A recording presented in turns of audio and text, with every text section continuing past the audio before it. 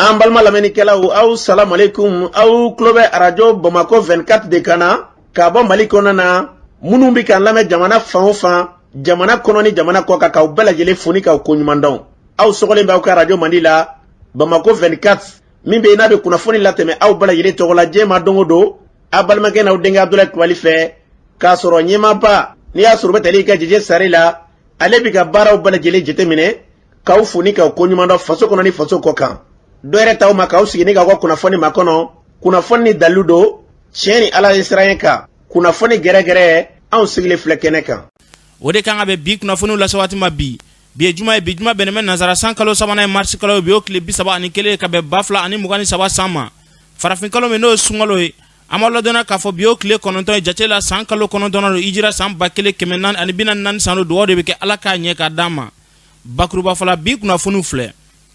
k'aw ladɔnna k'a fɔ kununko sɔgɔmada fɛ jariwale tigilamɔgɔw ye wulikajɔ ta ni ka se ka na bingani wale dɔ ta ka ɲɛsin ɲɔnɔ dugu dɔ ma n'a bɛ fɔ a ma ko kɔlɔdugu kɔrɔ maa fila olu kasaraliw ni na o ko kɛra cogo jumɛn kunnafoni ɲɛfɔli ko la arabadon ko jariwale tigila maa kelen n'o ye gɛlɛya ta ka ɲɛsin bankasi marabolo dugu dɔ ma o kɛra sababu ni ka se ka maa fila kasara yen nɔ fɛnɛ o ko kɛra cogo jumɛn kunnafoni ɲɛfɔli ko la Yusuf Mohamed Batili n'a bɛ fɔ a ma ko Arasbad ale minɛlen bɛ k'a bila kaso la a yirala k'a fɔ ko ɲangini wale saba kɔni k'olu farala a ka ko kan o ko kɛra cogo jumɛn kunnafoni ɲɛfɔli ko la Mali kiri tigilaman bɛ n'a bɛ fɔ a ma ko Dramani Jara ale kɔni y'a yira k'a fɔ ko sariya suma yɛlɛmani baara min bɛ sen na ko yɛrɛɲini baaraw de don ko kɛra cogo jumɛn kunnafoni ɲɛfɔli ko la ninnu de bɛna kɛ kunnafoni la kumaba ye ka fara kunnafoni wɛrɛ kan lasɔn ma o denkɛ n'a balimakɛ fɛ Sidiki Kulubali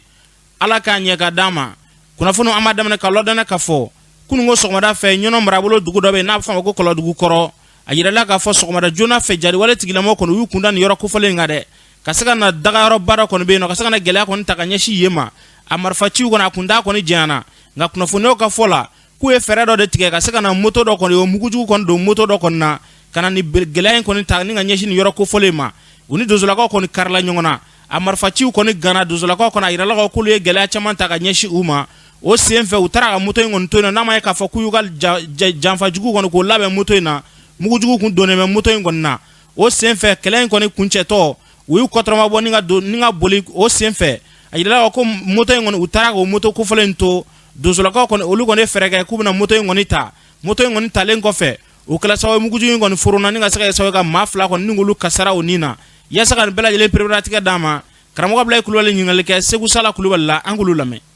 Ne tɔgɔ ye Segu Sala Kulubali ka bɔ Kɔlɔdugu kɔrɔ la Kɔlɔdugu kɔrɔ bɛ ɲɔnɔ commune rurale fɛ Segu région na. Segu Sala Kulubali ye kunnafoni sɔrɔ ko kununko sɔgɔmada joona fɛ ko jariwale tigilamɔgɔw sola ka don aw fɛ Kɔlɔdugu yen nɔ k'a kɛra marifaciw ye ko mɔgɔ dɔw ni tora a la a ko kɛra cogo di. Kunun sɔgɔmada joona fɛ jariwale tigilamɔgɔw nana an ka poste min bɛ pɔnda la u nana ka n'o attaquer an ka donsow y'u jaabi marifati kɔnɔna na u y'u yɛrɛ ɲinima u yɛrɛ ɲinitɔ la u ye bomu don moto dɔ la k'o bila an ka pɔnda la an ka denmisɛnw ye moto in ta k'u bɛna n'a ye an ka daga la moto éclaté la n'o ye mɔgɔ kelen ni tola la sur place kelen jɔngina kosɛbɛ an y'o ta n ko an bɛ dɔgɔtɔrɔso magɛn n'o ye ɲɔnɔ ye tilala ka bomu wɛrɛ don an ɲɛ goudron la an ka moto taxi ta la yɛlɛ o bomu ka kelen fana tola o yɔrɔ la an ka donsoden mɔgɔ 2 ni tola an ka donsoden mɔgɔ 6 jɔngina maa minnu ye waleyajugu in ta ka ɲɛsin aw ma aw sera ka dankari olu la wa an ye dankari o la o tala k'u ka su dɔw to yɛrɛ tɔɔrɔ min b'an ka bɛ o y'an ka donsoden 2 min to la o de tɔɔrɔ b'an kan sinon olu ka su ninnu ko tɛ anw ɲɛ u ka su fililen don kungo kɔnɔ an mago t'u ka su la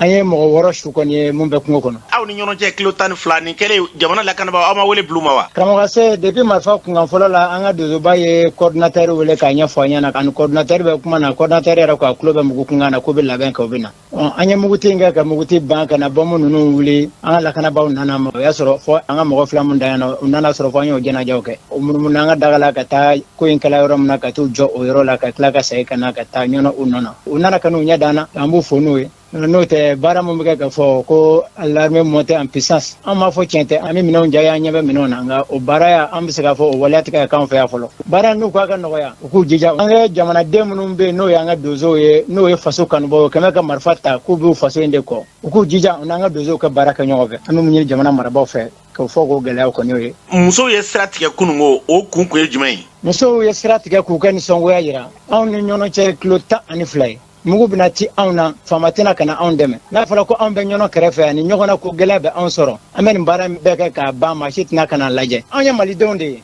hakla foite amma anga jamana nga sika sumako anga mogo mun jongna mogo wulevla mambe yorani munasa mogo saba de tala sego mogo saba fana be dugu kono sa mogo kilebe nyono nindugu imbe an soro faso de kanuni seve sono munu ye akoru sinye nu ye olu be no toro wera tiga gulu soro meni toro ye anga ma faso inde ko o toro de be an kabi do munene do ku datugo kasola uma marfata foi kama fo jamana lakani kama mamunu ku bu faso fe ku be faso drapeau de ko na fula ko olu bi mina ka datugo ko juru kala bi ka bla olu bi ka ko sawo ka jamana kono ase o yan kamana gwande ko juru kala amba fo da jalulu la bi ka teme faso de nyumonga amba nyinu fe o ka sabalu ni anga dozo ka baraka nyomo fe ni tume tali ke Segu Sala Kulubali karamɔgɔ Abdulaye Kulubali ka kuma bara la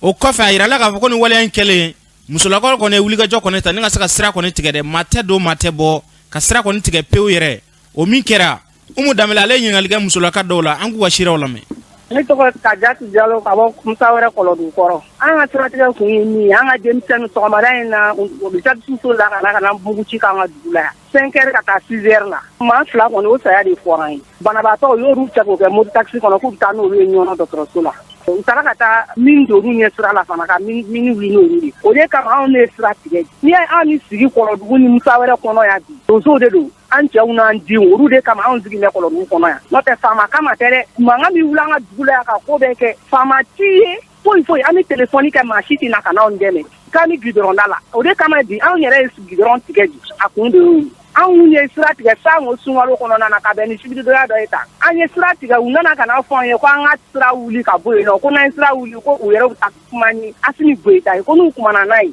ni min bɛ yen nɔ ko u bɛna jaabi d'an ma anw ma jaabi mɛn. Degun mun b'anw kan yan bi tɔsi t'anw na yan n'anw san 3 de ye nin ko in kɔnɔna na degun o degun don o don bɛ wuli ka na mugu ci an na yan an b'a ni an b'a bɔ anw ni ɲɔgɔn cɛ 12 kilomètres mankan bɛ bɔ an b'u wele ka dɛsɛ cogo mɔgɔ si tɛ yen fo mankan bannen kɔ tuma min na u bɛ sɔrɔ ka na ka n'u y'o y'a ye. Taa o t'an bolo ni sunkaloba in yɛrɛ la an t'a dɔn an b'an ko yɔrɔ min an bɛna taa ja yɔrɔ min an tɔɔrɔ la fo ka taa dan na an tɛ se ka taa dɔgɔ ɲini foyi degun dan y'anw ta ye n'a fɔra bɛɛ ka wuli ka t'i sogolo mɔgɔw kan bɛɛ bɛ ku yɔrɔ kelen na wa n ye sɔgɔtaji dɔ Musa yɛrɛ la an dusu tɔɔrɔlen de don an ka maa caman de fatura bi an musow bɔra kan an ka na jira bi u k'a dɔn bi tɔɔrɔ min b'an dusu kunna k'o dɔn bi an ye satigɛ o de kama bi an ye ci bila mɛri ma an ma maa si ye fɔlɔ an tugu kam mɛri bi koyi an bɛ tila bi tali t'an na bilen don o don ko fi a ti bila an kɔni kamana gan na ne tɔgɔ Hawa Danbɛlɛ ka bɔ Musa wɛrɛ la ne yɛrɛ cɛ dɔgɔnin b'a la o kɔni banna u ye bɔmu don dɔ ɲɛ kan dɔ fana banna olu sara o ma sa an kɔni ma ɲɛdɔn la mɔgɔ kɔni tilen yan nɔ o y'an ka bi wulikajɔ an bɛ ka gɛtɔrɔ minɛ bi ni mɛri ma na an ka sira ti bila donso de bi an tɛ lakanaba foyi tɛ ni donso tɛ donso de b'a k'an gadiya u ye maa fɔ a bɛɛ donso ye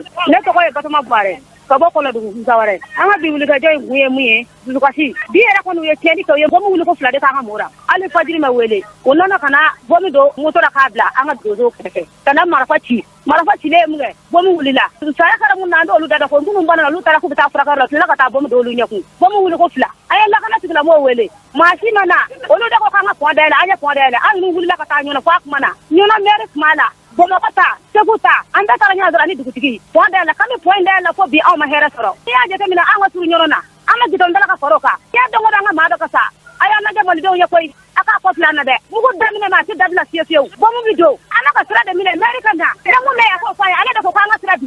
bila ko mɛri yɛrɛ ka na n'a bɔ anw b'a fɛ anw m'o dɔn n'a tɛ anw b'a fɛ anw m'o dɔn kami su kasɛrɛli u y'a da don ko sisan anw jɔlen filɛ ɛrɛ mun na ale bi mɛri lakaw ma na anw jɔlen don maa si sira minɛnen don maa si don maa si bɔ anw jɔlen don an ye weleli kɛ ka dɛsɛ maa si na dɛ maa si tɔɔrɔlen i bɛ se ka sira bila o la wa. Ni tun bɛ tali kɛ ɲɔnɔ Kɔlɔdugu kɔrɔ musolaka dɔw ka sira la Umu Danbɛlɛ ale ka kuma bara la kuma kolon wɛrɛ tɛ dɔwɛrɛ ko gɛlɛya de bɛ ka ta ka ɲɛsin u ka dugu ma kuma bɛɛ u ye sira kɔni tigɛ ni ka se u ka dusumangoya yira an bɛ dugawu de kɛ yarabi Ala ka basigi nati Mali fantan 4 bɛɛ lajɛlen kɔnɔna na n'an bɔra yen Bangasi marabolo kɔnɔna na kɛrɛnkɛrɛnnenya Timisa commune kɔnɔna na a yirala k'a fɔ Timisa marabolo kɔnɔna na arabadon o wulada fɛ jadiwale tigilamɔgɔw y'u kunda yen kan dɛ ka na marifaciw kɔni daminɛ ka tasuma don dugu la ka maa 2 ni wo kasara nin na ka tila ka baganw bɛɛ lajɛlen cɛ ka taa ni u ye yaasa ka nin sira d'an ma an balimakɛ dɔ b'an bolo nɛgɛ kan balimakɛ ye tɔgɔ ni jamu ka bɔ min Jugali Jigiba ne yɛrɛ bɛ Bayɛrɛ bi kɔni an ye kunnafoni sɔrɔ ko arabadon ko jariwale tigilamɔgɔw ye gɛlɛya dɔ ta ka ɲɛsin Timisa mara dugu dɔw ma a ko kɛra cogo di Monsieur Kulibali n b'i fo kunnasini mun ye ayiwa terroriste ala jugu depuis 17h donc u bɔra Timisa côté la ka ɲɛsin Segu commune ma o yɔrɔ bɛɛ an ye message bila faamaw ma ayiwa mɔgɔ ninnu donc u ɲɛsinnen bɛ Segu commune ma dɛ donc ayiwa ala y'a kɛ o kɛra 17h waati donc o maa jugu terroriste moto caman de kun b'u bolo kun bɛ moto de la donc ayiwa u bɔra Timisa côté la tout kono ka ɲɛsin Segu commune ma nka an bɛ dugu min ko Kɔbɔ kɔbɔ donc u sera yen nɔ 20h waati ka dugu attaquer ka table dugu la u taara dugu kɔni vraiment yɔrɔ caman kɔni jeni donc fa kɛra sababu ye cɛkɔrɔba kelen kɔni bali y'a sɔrɔ ale sara ani denmisɛnnin fitinin donc awa dugu jiginnaw kɔni ka taa bila a bɛɛ la ka bɛɛ lajɛlen jeni donc o yɔrɔ bɛɛ Dana Basago minnu bɛ sege dugu yɛrɛ kɔnɔ u bɔla ka na ka taa mun ye kɔba dɛmɛ de o kɔnɔna la ayiwa Dana Basago sera ka maa ninnu repousser nka o y'a sɔrɔ cɛnni kɔni kun kɛra ka ban. An tun ye kunnafoni sɔrɔ k'u ye misi dɔw fana jaso ka taa n'olu ye o kuma o tiɲɛ ye wa? Awɔ tiɲɛ don misiw sagaw baw fɛn mun ye bagan kunda fɛn mun sɔrɔla u taara n'a ye dɛ donc groupe fila de kun bɛ kelen kun bɛ ka bagan ninnu cɛ kelen kun bɛ ka tasuma de bila dugu la bagan fana u sera ka bagan caman fana cɛ. Maa ninnu bɛ nin wulikajɔ in kɛ o b'u kunsi fan jumɛn de ma? O bɛ du kɔnɔ de hali sisan Bayangara ani Bankasi caman de bɛ yen c'est vrai sɔrɔsiw kɔni bɛ baara la mais hali sisan vraiment ayiwa maa ninnu fana bɛ de an kɔni bɛ wele bila pour que an ka autorité mɔgɔw bɛ se ka yɔrɔ ninnu patrouille kɛ ka yɔrɔ ko ka u bɛ se ka ko ka jɛ cogo min na tant que n'o tɛ solution t'a la dɛ monsieur Kulibali. Ka misi kunturun ta ka taa n'olu ye siɲɛ kelen tɛ siɲɛ fila tɛ an yɛrɛ b'a bisikiya ka kɛ mun de? An bolo kɔni trafic sira de bɛ yen u jɛɲɔgɔn dɔw bɛ Bamako dɔw bɛ Segu dɔw bɛ yɔrɔ caman u ka mɔgɔ bɛ yɔrɔ bɛɛ donc u b'a gɛn ka tɛmɛ n'a ye an bolo kɔni réseau de bɛ yen tant que ni réseau ma tigɛ vraiment a ko bɛ gɛlɛya ka taa misi bɛ tunu u ta yɔrɔ mɔgɔ si t'a dɔn adamaden bɛ tunu u ta yɔrɔ mɔgɔ si t'a dɔn mɔbili bɛ tunu u bɛ taa n'a ye yɔrɔ mɔgɔ si t'a dɔn monsieur Kulibali kamanagan kɔni bɛ anw la dɛ an bɛ mun fɔ hali sisan ni Mali kurako de don Mali kura ma kɛ fɔlɔ dɛ an bɛ mun ɲini transition mɔgɔ fɛ u ka jija ka cɛsiri n'i y'a ta lajɛ pays dɔgɔ walahi insécurité totale yɔrɔ bɛɛ fagali yɔrɔ bɛɛ attaque ni kalo yɛrɛ la ko mun kɛra koro cercle la a ma dogo mɔgɔ si la tɔgɔrɛ legu ani n'i y'a ta lajɛ nɛma o ye ultimatum de di dugu mɔgɔ ma dugu fila donc ayiwa k'u ka mun ye ɲɔgɔmɛ 200 de sara donc o kɔnɔna la ayiwa dugu mɔgɔw 48 heures dir'u ma bi yɛrɛ de a dafara dugu kɔni mɔgɔ caman déplacera o kɛra dans le cercle de Koro u y'u kunsi fan jumɛn ma? u ɲɛsira Koro ma Koro yɛrɛ tɔgɔrɛlekaw caman de bɛ yen nɛmakaw fana caman de bɛ yen parce que terrorisme nana 48 heures d'u ma dugu mɔgɔw kɔni déplacera ka taa mun ye Koro dugu yɛrɛ kɔnɔ tɔgɔrɛleko ani nɛma ani Koro kilomètre 6 mɔgɔ ninnu ala mɔgɔ tɛ kira mɔgɔ tɛ o tɛ ala dɔn o tɛ kira dɔn kafuru fana de don donc an t'a dɔn mun b'u kɔnɔ cɛlikɛlaw de don donc o de kama mɔgɔ kɔni siranna ka dugu bila dɛ dugu kɔni videra an bɛ mun fɔ hali sisan Mali kura ko de don kɔni an fɛ kɔni Mali kura tɛ fɔlɔ dɛ an bɛ mun ɲini transition mɔgɔw ka dija ka cɛsiri hali sisan pour que u bɛ se ka na dɛmɛ don mun ye pays dɔgɔ ma sinon vraiment an ka yɔrɔ kɔni insécurité bɛ de hali sisan a ma ban fɔlɔ dɛ. Ni tun bɛ tali kɛ Jugal Jigiba ale ka seerew la a fɔra cogo min na an bɛ dugawu de kɛ yarabi ala ka lakana sabati an ka jamana kɔnɔ n'an bɔra yen dɔgɔfurancɛ in kɔnɔna na maa min bɛ n'a fɔ a ma ko victime o tɛ dɔwɛrɛ ye dɛ minnu ye gɛlɛya sɔrɔ juillet kalo tile 10 11 fo ka taa se 12 ma M5 RFP o wulikajɔ sen fɛ a yirala k'a fɔ u taara lakodɔnni sɛbɛn dɔ kɔni di Adama Jara Ben le cerveau ma o kun tɛ dɔwɛrɛ ye dɛ k'olu ye gɛlɛya kɔni sɔrɔ maa min bɛ yen nɔ n'o sera ka kɔfilɛ kɔni kɛ olu la k'o bɛ tali kɛ Adama Jara Ben le cerveau la ko n'i y'a ta k'a lajɛ M5 RFP kɔnɔna na a kɛlɛw kɛra olu ye gɛlɛyaw sɔrɔ dɔw joginna dɔw yɛrɛ fatura nka maa min bɛ kɔfilɛ kɛ olu la k'o ye ale kɔni ka wulikajɔ de ye a ka CNT sara ko kalo o kalo k'a bɛ wari in kɔni ta k'a di olu ma k'a ti a dun u kɔni ye lakodɔnni sɛbɛn dɔ kɔni ta ka ɲɛsin a ma o kɛnɛ ka yen nɔ Adama Jara Ben le cerveau a yɛrɛ ye kuma min fɔ an k'ale lamɛn. Fɛn min ka gɛlɛn ni diɲɛ fɛn bɛɛ o ye nin de olu y'o de bɔ k'o di yɛrɛwolo ma donc o retour ni sara min sɔrɔla 10 11 12 sababuya la n'o la seginna olu ma an kɔni b'a fɔ bɔgɔ jiginna dingɛ kɔnɔ a ma taa yɔrɔ wɛrɛ a bɔra a bɔyɔrɔ de la a jiginna a bi yɔrɔ la bi in na Assimi Goïta est président du Mali grâce au collectif des victimes du 10 11 12 o ye tiɲɛ de ye ça c'est historique. Choguel Kokala Maïga est premier ministre grâce au sang des victimes du 10 11 12 au fana ye tiɲɛ de ye. Moi je suis membre du CNT, Maliki Diaw est là comme président, tous les autres membres du gouvernement en transition kono, c'est parce que mɔgɔ dɔw de sɔnna k'u nin di ko fɔ Mali maracogo ka falen olu de collectif 10 11 12 mɔgɔw ye u sara t'an bolo wallahi ala u sara t'an bolo bi na l'armée monte à puissance c'est grâce au collectif 10 11 12 n'olu kun tɛ a tɛ kɛ dugu minnu kun bɛ ka ci ni u bɛ ka bɔ o jɔra bi sinon caman bɔr'o la parce que collectif mɔgɔw de don olu de sɔnna ka sacrifice kɛ Che Guevara a dit sans sacrifice y a pas de victoire olu de sɔnna ka jɔ an b'o victoire de kɔnɔ an mɛnna a b'a la France il faut que la France parte mais ɲɛmɔgɔ minnu kun bɛ yan u ma ni wulu jɛ kolola don an y'a f'u ɲɛna Ibrahim Boubacar Keita jɔ France ɲanw b'i lakana peuple b'i lakana u ma jɔ mais bi o France taara c'est grâce au collectif 10 11 12 c'est parce que a ye ɲɛmɔgɔ di Mali ma minnu bɛ jamanadenw ka wele lamɛn minnu y'a dɔn ko jamanadenw n'u k'o joli bɔn pour que olu kana fanga la o de ye collectif mɔgɔw ye. Donc ne bolo caman kɛra halisa caman bɛ nale wallahi min bɛ ni collectif n'o ka kan a fɔli ka gɛlɛn an da la o collectif mɔgɔw fagabaga olu bɛ yaala la Bamakɔ i b'a fɔ an bɛ yaala la cogo min na hali sisan justice zéro a ka gɛlɛn an b'o la logements sociaux fɔlɔ min bɛ bɔ anw ka faamu na o kun dili bɛ daminɛ olu de la quoi o dili tun bɛ daminɛ olu de la o taara kɛ ko wɛrɛ ye a ma ɲa cour suprême a bɛ annulé ala bɛ kɛlɛ dɔw kɛ mɔgɔ nɔ la ka sɔrɔ i t'a kɛ wa an y'a fɔ a don u y'a kɛ kuma caman ye nka a taara jɔ ɲɛfɛ pour nous an kana ɲinɛ nin kɔ quoi a bɛ fɔ nin de ma ko jujɔn ni nin y'an sababu ye quoi an kana ɲinɛ nin kɔ quoi an bɛ transition kɔnɔ bi grâce au collectif an kana ɲinɛ o souvent ala an bɛ kuma dɔ fɔ jamana marabagaw ma mɔgɔw t'a faamu quoi ni hɛrɛ de ko don ni gɛrɛ ɲɔgɔnna de ko don an b'o kɔnɔ quoi mais o tɛ a ka bon n'o bɛɛ kɛlɛ in kɛra mɔgɔw y'u nin di kun dɔ de kama n'an y'o sira jɛgɛntɔ ye an ka hɔrɔndenya n'an ka yɛrɛwolodenya ani an ka silamɛdenya o de b'a wajibi an kan an k'a fɔ cɛ nin t'a sira ye an k'an jɔ quoi nin tɛ quoi an ka taa nin dɔ ye ne fɛ o de don. Ni tun bɛ tali kɛ Adama Jara Ben le Cerveau ale ka seeraw la maa caman kɔni y'a yira k'a fɔ k'a ye nin hakilina min kɔni ta ko nin hakilina ɲumanba de ye ka se ka kɔfilɛ kɔni kɛ maa minnu bɛ yen nɔ n'olu ye gɛlɛya sɔrɔ ka kɔfilɛ ta ka ɲɛsin olu ma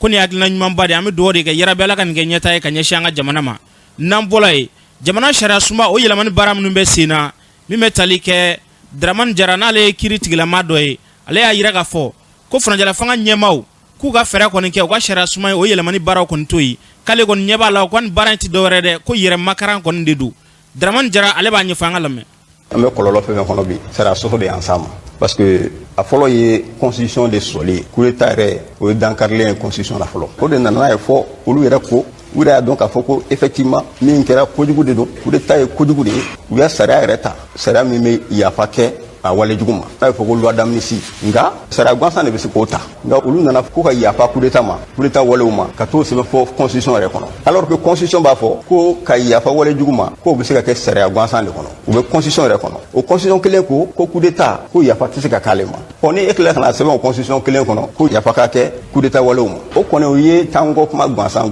de ye o man ka ko kɔnɔ ŋaniya ɲumanya ma na ni nin ko in ye o ko ɲuman tɛ yɛrɛ makaran ko de don coup d'état caman kɛra Mali la yan o mais e delila k'a mɛn k'a fɔ ko coup d'état kɛla ko plainte kɛra u nɔfɛ walima k'u nɔ minɛna ko coup d'état kɛra wa i delila k'o mɛn mun n'a ma kɛ pourtant bɛɛ b'a dɔn ko kojugu don donc o filibanciya waleba de bɛ u kɔ n'u dun bɛ se u ka constitutionnellement ko bila parce que o tɛ se ka marcher maliyɛnw mako tɛ foyi la bɛn kɔ bi bi in na bɛɛ b'a dɔn Ala b'a dɔn kira b'a dɔn k'a fɔ ko nin constitution ko in a kɛlen bɛ ka maliyɛn sugu bɛɛ fara ni tun bɛ tali kɛ Dramane Jara la kiiri tigilama don an bɛ dugawu de kɛ fɛn bɛɛ da ka da an ka jamana na yarabi Ala k'an bila o sira kan n'an bɔra yen kunnafoniya y'a yira k'a fɔ ko Mali ɲɛmaaw olu kɔni y'a yira k'a fɔ ko Faransi kɔni k'o tɛ kuma an tɔgɔ la bilen dɛ ko Faransi tɛ kuma an tɔgɔ la Nations Unies kɛnɛ kan bilen an yɛrɛ de bɛ taa ka taa an ɲɛyɔrɔla kumaw kɔni fɔ o kuma min n'o sigila sen kan sifinnaka min bɛ yen nɔ n'ale ka wulikajɔ tɛ dɔwɛrɛ dɛ an ka se ka kɛ an yɛrɛ ye an ka kanw ko olu don ba la Aziz Traoré ale y'a yira k'a fɔ ko ni baara min kɔni kɛra ko hakilina ɲuman kɔni de don ko nka ko a maloya kan ka kɛ an ka jamana ɲɛmaaw la ka se ka taa kuma Nations Unies fɛnɛ na o olu ka tubabukan kɔni na ko fɛɛrɛ kɔni ka kɛ n'a ma ye k'a fɔ ko fɛɛrɛ kɔni kɛla ka se ka an ka kuma da kɔni ni k'a minɛ Faransi la ko an ka kuma n'an yɛrɛ ka kan ye k'an ka Faransi ka kan kɔni to yen nɔ Aziz Traoré b'a ɲɛfɔ an ka lamɛn. Ne bɛ se ka taa fɔ diɲɛ ɲɛna cogo di ko kana kuma ne place la bilen nin tɔn in na kɛnɛ in kan mais ni ne yɛrɛ bɛ taa kuma ne bɛ taa kuma ne ka kan ye an ko Faransi kana kuma anw tɔgɔ la bilen a kana sɛbɛnni kɛ anw tɔgɔ la parce que fɔlɔ sɛbɛnni tun bɛ kɛ ni plume de ye sɛ jolow donc porte plume i ka kalamu tigilamɔgɔ i ka kalamutigi ale de bɛ sɛbɛnni k'i nɔ la n'an ko Faransi kana kuma an nɔ la yala a maloya fana man kan tɛ ka anw ka autorités sɔrɔ ka taa kuma Faransi fana ka kan na wa u k'a ɲininkali jaabi yala n'an ka autorités bɔra n'Ablaye Diop taara Nations Unies la a tɛ kɛ kumasulu ye Mali ma k'u bɛ ka taa kuma Faransi ka kan na wa o ɲininkali kan ka kɛ bon n'u taara kuma la kumasulu de don jamana ma olu ye kumasulu ko de ye Paul Kagame ko k'ale ni Faransi tɛ ji kɛ ɲɔgɔn tɛgɛ ni Paul Kagame taara n'a tɛ kuma ka kan na a bɛ kuma anglais la a bɛ dala minɛ wa ni Mali taara kuma bamanankan na a bɛ dala minɛ Union européenne bɛ ka nin kɛ bamanankan na yɔrɔ min na mun b'a yira ko nin tɛ se ka dala minɛ e bɛ ka kuma bamanankan na yɔrɔ min na Google bɛ ka traduit en anglais mun wɛrɛ bɛ yen tuguni an bɛ siran mun na porte plume minɛna a ɲɛna mais tiɲɛ na a maloya fana kan ka minɛ ka taa kuma Faransɛ la normalement n'an tɛ se ka kuma an ka langue la an ka taa kuma anglais la an kɔni kana kuma Faransi ka kan na a bɛ fɛrɛ ka dala minɛ u ye u k'a faamuya. ni tun bɛ tali kɛ Aziz Traoré ale ka seeraw la a y'a fɔ cogo min na fɛn bɛ da ka da an ka jamana na yarabi Ala k'an bila o sira kan n'an bɔra yen kulu min sigilen don sen kan walasa ka se ka jamana ɲɛmaa kalataw fo ka taa se kalataw bɛɛ lajɛlen ka se k'o baaraw kɔni sigi sen kan bakuruba fɔlɔ n'a bɛ fɔ a ma ko EJ o baara min kɔni bɛ yen nɔ a yirala k'a fɔ ko kulu kɔni bɛ ka sigi fan bɛɛ lajɛlen kɔni fɛ dɔgɔfurancɛ in kɔnɔna na katikaw kɔni tun ye fɛɛrɛ kɛ kubi uta kɔni sigi senga nga yirala ka fɔ k'a ɲɔgɔn sama fanga bonyana dɛ katikaw fɛ ko ni baara in kɔni ma se ka kɛ ko bɛnɲɔgɔnya kelen ma sɔrɔ a ko la kati préfet Aruna Jara ale b'a ɲɛfɔ an ka lamɛn ni mɔgɔw wele komi an ye sɛbɛnw sɔrɔ k'a fɔ nka fɛn min kɛra loi électorale kɔnɔ n'a fɔ n'o de bɛna autorités bɛna élection organiser Mali fan bɛɛ la k'a ta niveau régional la ka na niveau cercle la ka taa fɔ an ka commune kɔnɔ a sigira pour que jɛlenya ni fɛnw kana k'o la donc o kɔnɔna na a yera k'a fɔ élection kun bolodara fɔlɔ surtout référendum kun bolodara mais a y'a ye mɔgɔw ko a ye wagati dɔ kan ka bila pour que olu ka sigi sen kan donc an y'a ye k'a fɔ réorganisation administrative fana kɛra cercle kuraw créé arrondissement kuraw créera donc o kɔnɔna na gɛlɛyaw bɛ yen donc pour que k'o gɛlɛyaw kunbɛn a fɔra joona an ka démembrement sigi sen kan o kɔnɔna na an ye mɔgɔw wele parti politique ɲɛmɔgɔw wele pour que an ka se ka baara kɛ bon an fɛ ka baara kɛ k'a nɔgɔya cogo min na an y'a ye o fɛn tɛ parce que an y'a ye mɔgɔw kun bɛnna fɛn dɔ la dɔw nana o y'a essayer k'o bɔ a ma o kɔnɔna dun a fɔra consensus ni a fɔra ko bɛnkan ye fɛn min ye hali mɔgɔ kelen ko k'a ma sɔn bɛnkan tɛ yen a y'a kɛ tiɲɛni kama o a y'a kɛ dilali kama o b'ale ni Ala cɛ mais ni tun bɛ tali kɛ kati préfet Aruna Jara ale ka siraw la a fɔra cogo min na bɛnkan kɔni ma sira katikaw ta la dɛ k'u kɔni y'a cɛ ni k'a bila waati wɛrɛ la an bɛ dugawu de kɛ yarabi Ala ka bɛnɲɔgɔnya sɔrɔ a ko la n'an bɔra yen Bamakɔkura sifinnakaw kɔni bɔra ka se ka nisɔngoya kɔni yira k'a yira ka fɔ k'olu ka sigida yɔrɔ caman kɔni bɛ yen nɔ olu kɔni bɛ ka feere ka sababu k'u ka mairie kɔni ye dɛ k'olu ka lakɔlidenw ka yɔrɔ fɛrɛlenw k'olu bɛɛ lajɛlen kɔni bɛ ka feere k'a bɛ kɛ sababu kɔni ye ni ka se k'u ka kalanko kɔni k'a don kalama la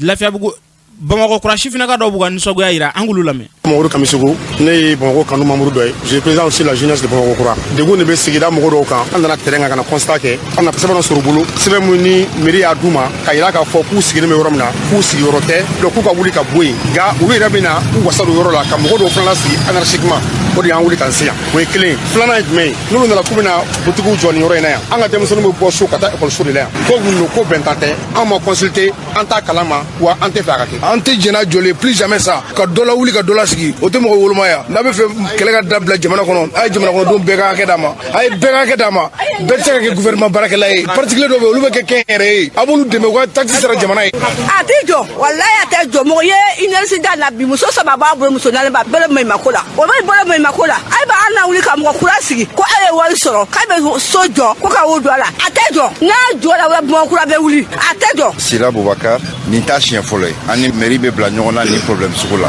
an bɔra kalama laban in na an tatɔ yɛrɛ réunion na fɔlɔ yɔrɔ mun filɛ nin ye point carré kɔnɔ su tribunal na an n'u bɛ ɲɔgɔn na an taara tribunal la an gagnera o yɛrɛ la pour les mêmes raisons ka trottoir ta k'a kɛ butigi ye k'a di mɔgɔ kelen ma contrat la donc an nan'o situation kelen sɔrɔ yan nɔ mais ɲana an ka wuli ka ko kɛ an ye renseignement ta fɔlɔ parce que ko in bɛ ka taa sira min fɛ n'an sigira ten a laban bɛna kɛ degun ye bɛɛ dɔ ma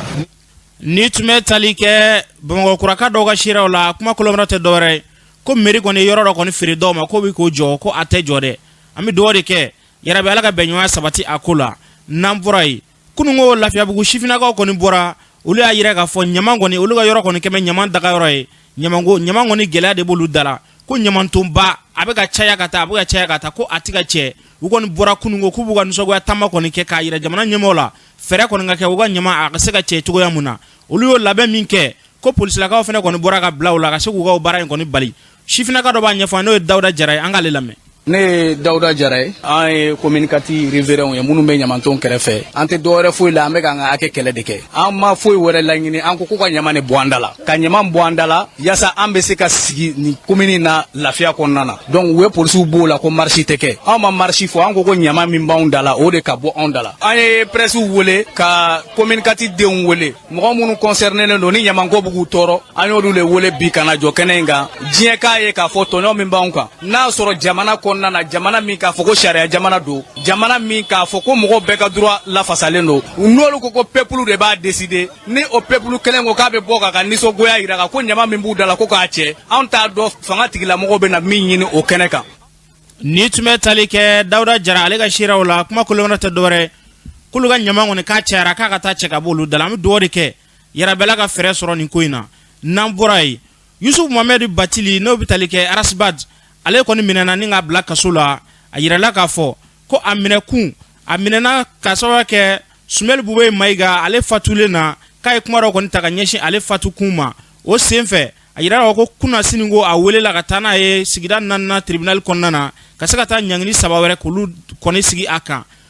o senfɛ aka kulume no betali ke CDR la o kuma la sila Aliou Touré ale ba ɲɛfɔ an ka lamɛn. Kibaram be amadi parce que aya ka fɔ an ka porte parole ananga guide akumlena infraction na akum fola ko simulation d'infraction o la aya ka fɔ il a gagné haut la bataille de l'opinion parce que Bube demuso ka bɔli kɔfɛ ani Bube muso ka lettre kɔfɛ bɛɛ y'a dɔn k'a fɔ ko cɛ ye mun ye an bɛ bali mun na u y'a wele ka taa n'a ye tribunal la Touré procureur Touré ka taa n'a ye premier cabinet na ka taa chef d'accusation kuraw d'a kan an bɛ Mali de kɔnɔ dɛ u taara chef d'accusation 3 de d'a kan a fɔlɔ ye mun ye ko association de malfaiteurs contre autrui ko basi de kɛlen don ka fara mɔgɔw kan ko ka u bɛ fɛ ka kojugu kɛ mɔgɔ la hali u t'a dɔn ko mɔgɔ min don ko et puis ko a kɛra waati jumɛn ko k'a daminɛ 2023 san 2023 waati ko ani san 10 kɔfɛ ko a farala mɔgɔ dɔw kan ko ka kojugu dɔ kɛ mɔgɔ dɔw la an t'a dɔn ko mɔgɔ min don fɔlɔ o y'a chef d'accusation fɔlɔ ye a filanan ye mun ye ko a ye jamana ɲɛmɔgɔ ko offense au chef de l'État ko a ye jamana ɲɛmɔgɔ dɔgɔya o fana kɛra ko waati jumɛn dɛ ko k'a daminɛ san 2023 ani san 10 laban ko bɛ t'o fana ɲɛɲini o fana ye chef d'accusation fila ani sabanan ye mun ye ko basi de ye kumakan fɔ ani ko a ye kɛwale kɛ ko mun tɛ taa Mali tabiya ko diffusion et parole offense contre les mœurs du pays ko a ye kumakan de fɔ k'a yira mun tɛ taa an ka jamana tabiya ani jamana danbe tɛ bɛn. Ni tun bɛ tali kɛ Aliou Touré la CDR kuma lasela don a fɔra cogo min na yarabi ala ka bɛnɲɔgɔnya sabati a ko la n'an bɔra yen kulu min sigilen don an ka jamana ka baloko sabatili kama n'a bɛ fɔ a ma ko commissaire à la sécurité alimentaire o maa kɔni ye barolasigiba kɔni kɛ k'a yira k'a fɔ jamana kɔnɔna na fɛɛrɛ kɔni bɛ ka kɛ balo kɔni bɛ se ka sabati cogoya mun na a maa dɔ bɛ tali kɛ Amadu Dambele la an k'ale lamɛn. Mɔgɔ hakɛ min bɛ yen ni dunkafa gɛlɛya kun b'u kan olu dɛmɛna sira minnu kan a da donn'o la o kɔfɛ samiya bannen kɔ gɛlɛya min bɛ se ka jamana sɔrɔ dunkafa sira la a da sera o ma. Ni tun bɛ tali kɛ Amadu Dambele ale ka seerew la a fɔra cogo min na yarabi ala ka dunkafa sabati an ka jamana kɔnɔ n'an bɔra yen finitigilakaw ka kalanyɔrɔ min bɛ yen nɔ n'a bɛ fɔ ko école des sous-officiers n'a bɛ fɔ a ma ko ESO o maa taw kɔni baaraw bɛ sen na a yirala k'a fɔ sɛbɛnfura kɔni bɛ ka don walasa ka se k'o kalanw kɔni kɛ maa caman kɔni bɛ yen nɔ olu y'a yira k'olu taara k'u ye gɛlɛya kɔni sɔrɔ ESO a baara ɲinini na dɛ maa dɔw b'u ka nisɔndiya yira wa dɔw yɛrɛ fana b'u ka nisɔngoya yira an k'olu lamɛn. Ne nana yɛrɛ ne siɲɛ 3 ɲɔgɔnna kɛ ne ma se ka dépôt yɛrɛ sɔrɔ yɛrɛ bon bi ala yɛrɛ farala an ka sɔgɔmada na an sera ka dépôt kɛ wa an ye gɛlɛya caman yɛrɛ sɔrɔ yɛrɛ vraiment a daminɛ don yɛrɛ an sira yɛrɛ de an sira an ma se ka dépôt an tilara ka segin quoi. A kɔni tɛ taa courage kɔ parce que depuis lundi ne bɛ yan bi yɛrɛ ne ka dossier sera ka déposer jama ka ca o ye caya dan ye ne bɔra Segu de ka na. Ne ma gɛlɛya bɛrɛ sɔrɔ la parce que ne ka dossier kun ma sɔrɔ n'o sɔrɔ bi ne nana vers 8 heures. Vraiment a kɛcogo ma ɲi parce que ka da kan ne yɛrɛ b'a kalama dɔw nana depuis lundi ka siya ka tile yan fo jeudi u ma se ka ɲɛ sɔrɔ a la mais an b'a ye u bɛ ka baara in kɛ kɛcogoya dɔw yɛrɛ la dɔw bɛ na dɔrɔn ka cɛ a bɛ i n'a fɔ ko dɔnbaga kunda kow de don quoi. Ni tun bɛ tali kɛ maa dɔw ka seerew la a fɔra cogo min na yarabi ala ka ɲɛtaa sabati an ka jamana kɔnɔ n'an bɔra yen an bɛ sunkalo kɔnɔna na maa caman kɔni y'a yira k'a fɔ musolaka caman bɛ yen nɔ sunkalo kɔnɔna na olu b'u don finiw kɔnɔ olu b'a yɛlɛma wa dɔw yɛrɛ bɛ yen nɔ dɔw tɛ yɛlɛma kɔni ta ka ɲɛsin u taw ma maa dɔw b'u hakilina fɔ sunkalo fini don cogo la ka ɲɛsin an balakaw ma an k'olu lamɛn. Ko muso ye sutura de ni y'a mɛn ko hala muso ka se ka sutura furu teriya fɛ ni muso y'a yɛrɛ sutura a ka ca ala fɛ a ka furu taabolo a bɛ ɲɛnabɔ joona. Muso kan ka burumusi de don k'a yɛrɛ sutura n'a yɛrɛ sutura a ka ɲi silamɛya ma a ka ɲi danbe ma. Muso kan ka fini suturalen de don sunkalo bɛɛ sunkalo tɛ an ka kan k'an yɛrɛ sutura. Hɔrɔnmuso a kan ka fan bɛɛ datugu walicɛ man kan ka u yɔrɔ wɛrɛ labɔlen a la a kan ka fan bɛɛ datugu. C'est pas joli ka fini fila kelen don sunkalo la a kɔlɔlɔ ye min i bɛ se ka tɛmɛ cɛ dɔ la a b'i lajɛ ŋaniya min b'a kɔnɔ e t'a dɔn a bɛ se ka kɛ i ka su bɛ tiɲɛ ale yɛrɛ ta bɛ tiɲɛ muso i bɛ se ka mɔgɔw ka su tiɲɛ c'est pas joli ka fini fila kelen don sunkalo la. Ni tun bɛ tali kɛ mɔgɔ dɔw ka seerew la y'a fɔ cogo min na yarabi ala ka faamu ɲuman di an bɛɛ lajɛlen ma n'an bɔra yen bi ye sunkalo tile 9 ye su in na o ye su tannan su ye su tannan nanfila ye jumɛn ye Maliki Dambele ale b'a ɲɛfɔ an ka lamɛn. Sunkalo su tannan nanfila de filɛ nin ye o ye arakan 4 ye arakan kelen o kelen i bɛ fatiha kalan ani ayatul kursi siɲɛ 1 ka i nazal na o siɲɛ 1 da o kan ka kulu wallahu siɲɛ 11 da o kan i bɛ sɔrɔ ka taa ten duuru la i b'a kɛ ten fo ka 4 dafa i mana fila kɛ i bɛ salam bila i mana fila kɛ i bɛ salam bila o y'a dafalen i bɛ sɔrɔ ka nin dugawu in tugu a la Allahumma ij'alni minal mutawakkilina alayka al-faizina ladayka al-muqarrabina ilayka ya ghayat at-talibin ala ne kɛ mɔgɔw cɛla mamu bumbu wakaliya se alala mamu n'olu kɛra niyɔrɔsɔrɔbaw ye e ala yɔrɔ mɔgɔ mu n'olu kɛra mashurunɔbaw ye e ala ka taa ala ma ya e ala min ne e ɲinibaw ka kɛfɛze yarabi ala ko duwawu minɛ maligi dambili a fɔra cogo min na ala ka sunkalo tɔ kimɛko ɲuman d'an bɛɛ lajɛlen ma n'an bɔra an bɛ taa jamana kɔ kan sira siribe min b'e bolo an b'an lamɛnbaaw bɛɛ lajɛlen fo karamɔgɔ sidiki ka yamaruya kɔnɔna na an ka bi kunnafoni bɛ taa ni an ye burkina faso burkina jamana marabagaw bɔra kɔsani na ka cɛ min minɛ ka jagusa don fini na ka sanga ni cɛ in yɛrɛ ka kumakan cɛjugu ye ka ɲɛsin finitigilakaw ma o sababu de kama burkina bɛ dɔw bɔra ni ka u ka jɔyɔrɔ yira jamana marabagaw la ka da kan u b'a fɛ jamana marabagaw ka u to yen nɔ u k'u hakilinataw fɔ ni an k'o ma ko liberté d'expression n'an bɔra yen an bɛ taga Senegal jamana kɔnɔna na Usmane Sonko ni ale ye fanga garadaba ye nin wagati in na kunu alamisa ale ka kiiru baaraw kɛra kalo 2 kaso o dira ale ma n'an bɔra yen an bɛ taga Maroc araba don sirabakan kasara cɛjugu dɔ kɛra araba min kɛra sababu ye ka mɔgɔ 5 ka o bɔnɛ a nin na ka mɔgɔ 27 ka olu jogi sirabakan kasara in yɛrɛ sɔrɔla sa fɛn bɛ mini bus ye ale ye sira bila ka taga don yiri la nin wagati in na jamana marabagaw bɛ wulikajɔ la yaasa ka se k'a dɔn kun jumɛn de y'a to nin mini bus ye sira bila ka da kan nin t'a siɲɛ fɔlɔ nin waleya in ka kɛ Maroc jamana kɔnɔna na n'an bɔra yen an bɛ taga Guinée équatoriale kunu minisiri min sigilen bɛ kɛnɛya ko kunna ale bɔra ka laseli kɛ a y'a yira k'a fɔ ko fɛn bɛ virus Malbursi ni ale bɛ Guinée équatoriale nin wagati na nin y'a kalo 2 ye ko ale yera mɔgɔ 9 de la o mɔgɔ 9 na a ye maa 7 a ye olu de bɔnɛ o nin na diɲɛ selege 4 tɔnba min sigilen bɛ kɛnɛya ko kunna ni o ye Organisation mondiale de la santé ye ale y'a ka jɔyɔrɔ yira Guinée équatoriale marabagaw la ka da kan a y'a yira u la k'a fɔ ko a b'a fɛ k'u ka wulikajɔw kɛ o ni ka fɛɛrɛw bila sen kan yaasa ni banakisɛ in kana cari jamana kɔnɔna na u y'a yira fɛnɛ k'a fɔ ko banakisɛ in ko fura ma sɔrɔ a la fɔlɔ wa ko a yɛlɛma ka di an b'a ɲini Ala subhanahu wa taala fɛ Ala ka kɛnɛya Ala ka nati diɲɛ jamana bɛɛ lajɛlen kɔnɔna na k'an kisi ka bɔ banajugu tɔɔrɔ ma an karamɔgɔ an tun ye min sɔrɔ ko kana kunnafoni na ni siɲɛli dɔ ye sira siribe y'a fɔ cogo min na yarabi ala ko duwawu minɛ ala k'an bɛɛ lajɛlen kisi banaw tɔɔrɔ ma nin bɛ dansigi kunnafoni na bi ka baara walen ta jɛnɛbɛ b'a bolo jabilakaw furumuso makoro kamara k'a bolo ka ɲɛnatigɛ yɔrɔ na cogo la ɲɛmaaso kunna sanku jaabi bɛ yen nɔ nɛgɛw kɛrɛfɛ bɛ adama mayiga bolo bench